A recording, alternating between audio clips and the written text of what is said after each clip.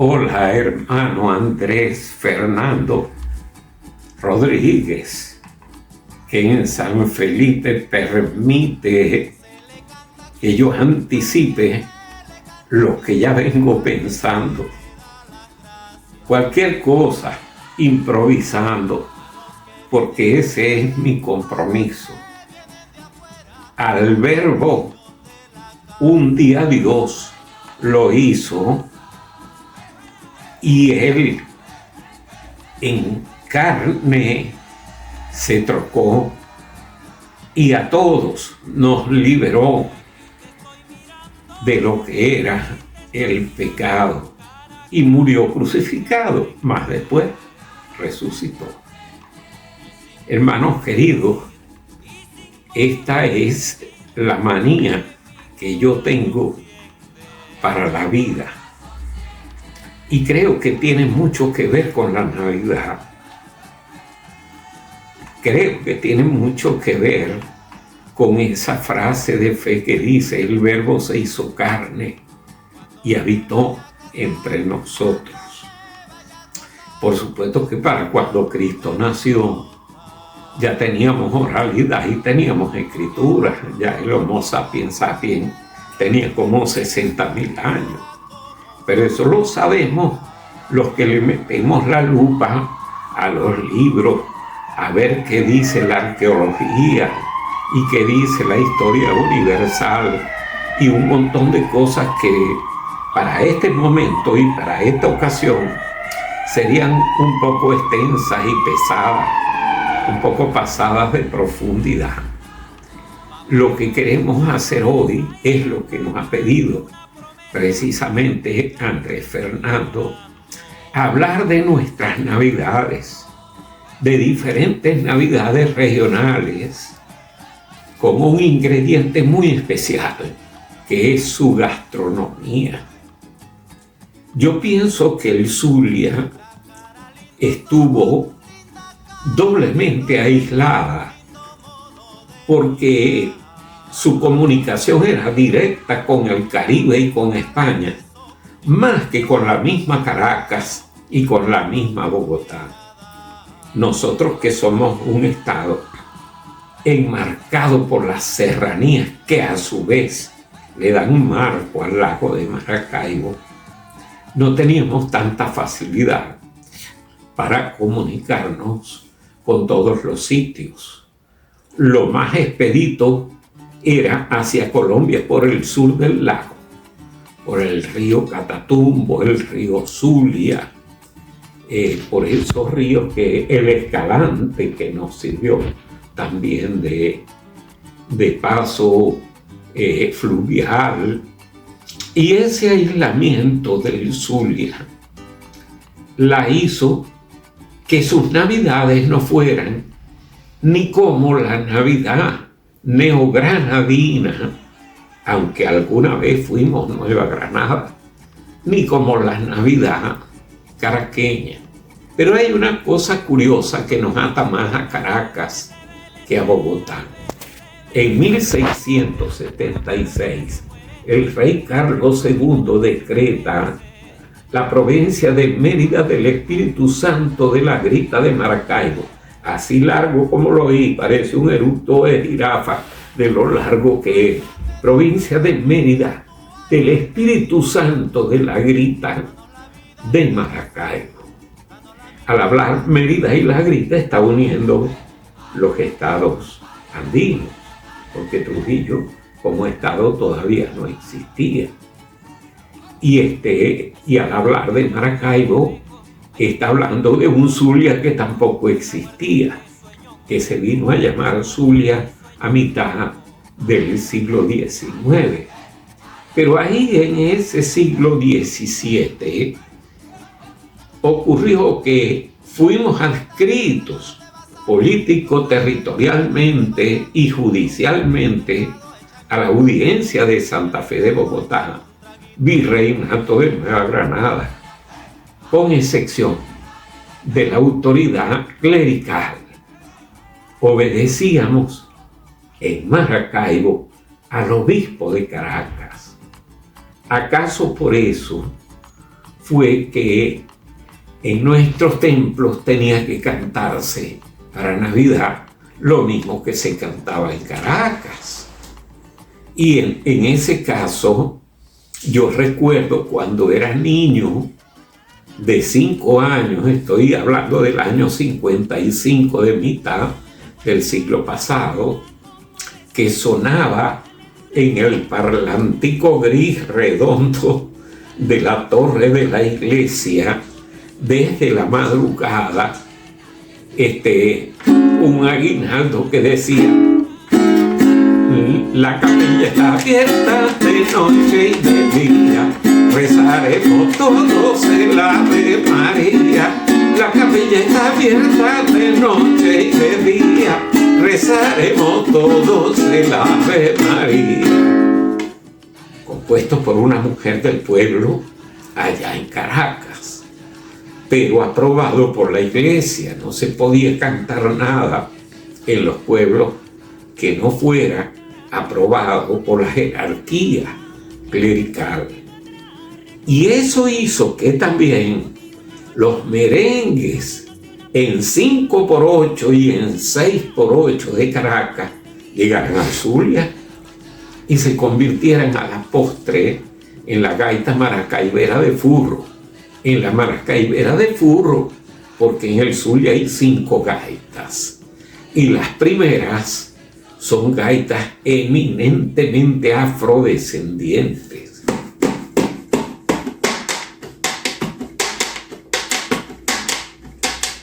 Andrés Fernando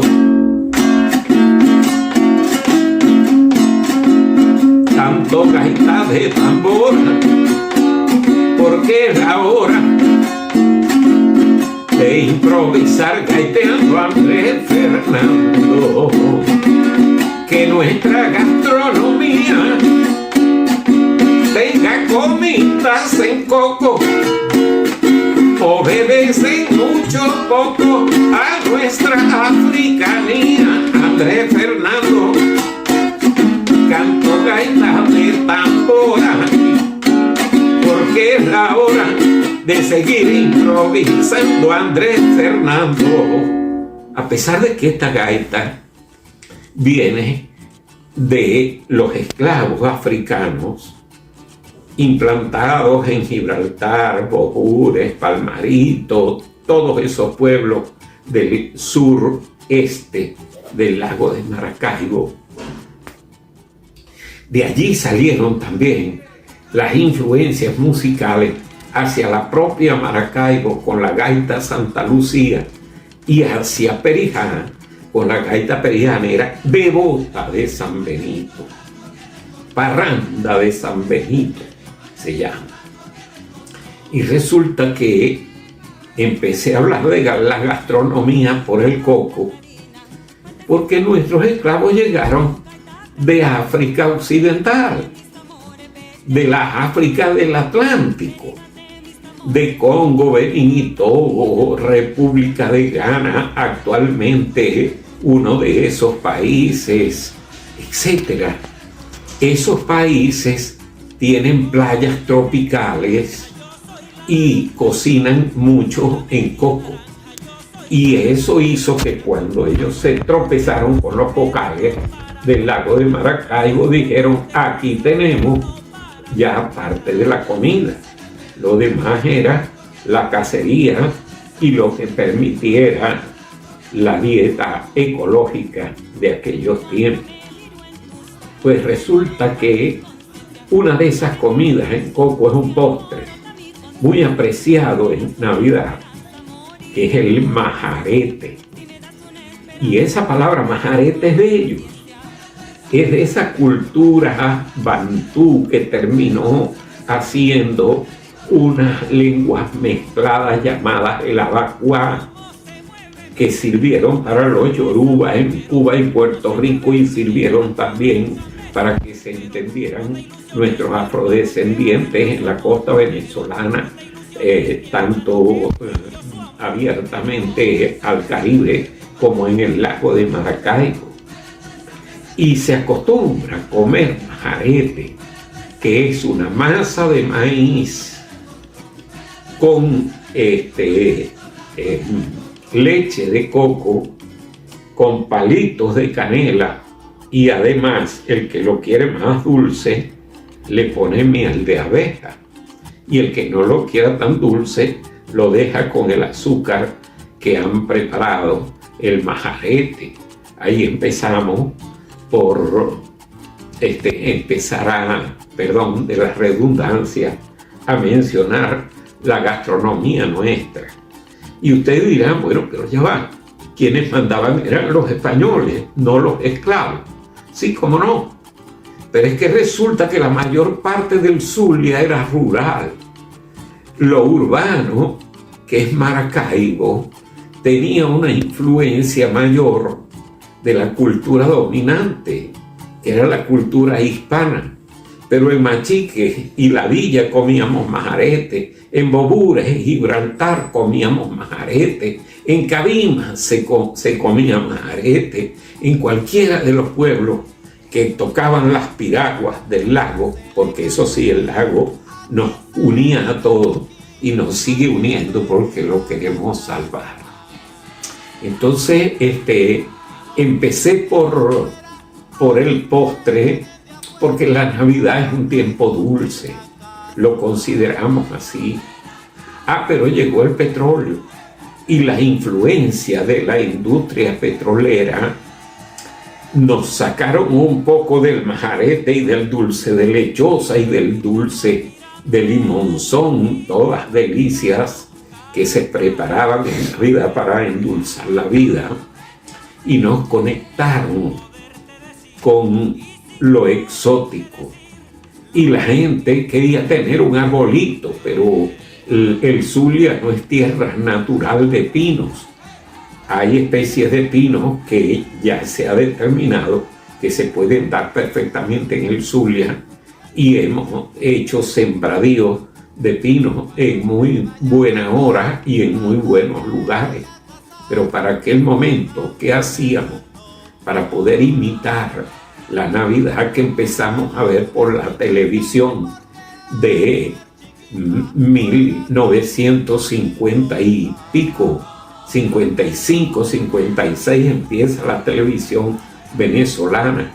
¿Y qué hacíamos para poder imitar los arbolitos que veíamos en la revista? Bueno, como no teníamos pinos, porque no se había fomentado la importación de pequeños pinos todavía, cortábamos unas ramas de tibiribe, no se me olvida.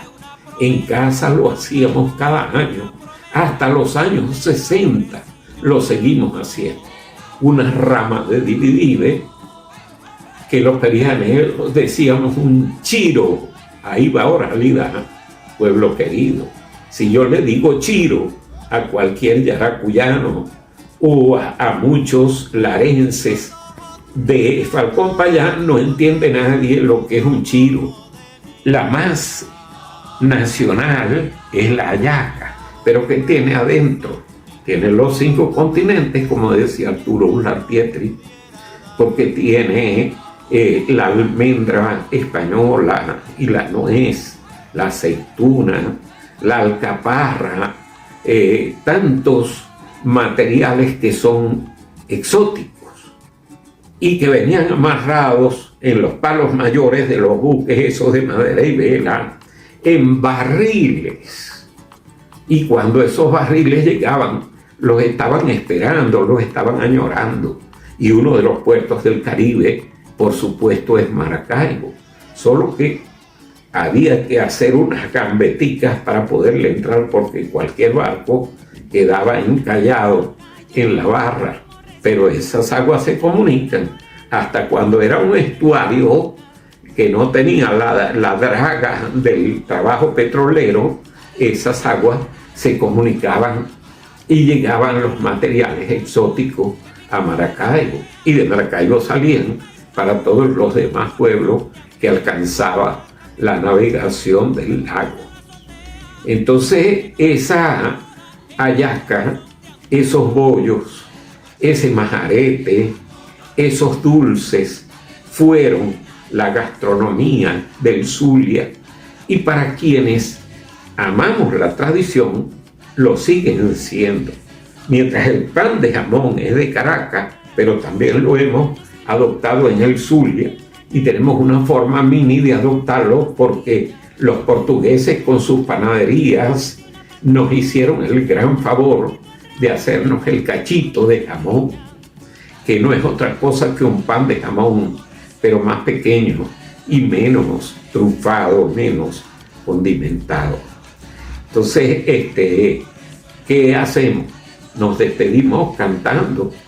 ¿Y qué podemos decir cantando? Alguna otra cosa improvisada, porque si no, no somos la Cátedra Libre Internacional de Luz sobre gaita, que es lo que venimos siendo oficialmente desde hace 10 años, y con el favor de Dios será hasta que dejemos el plano. Ya después quedarán otros, ojalá queden bastantes improvisadores, porque necesitamos recuperar nuestro verbo popular.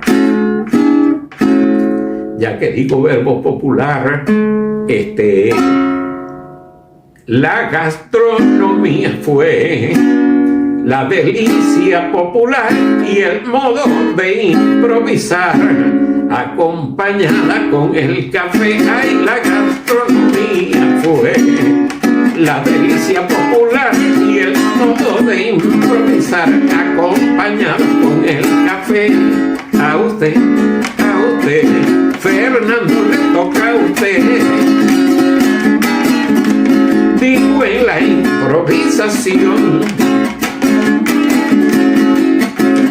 la bebida del café, y no digo el ron porque no sé si se aprueba el ron. Digo en la improvisación, la bebida del café, y no digo el ron porque no sé si se aprueba el ron. La gastronomía fue la delicia popular y yo la quiero improvisar, acompañada del café. Ay, la gastronomía fue la delicia popular y yo la quiero acompañar, acompañada del café. A usted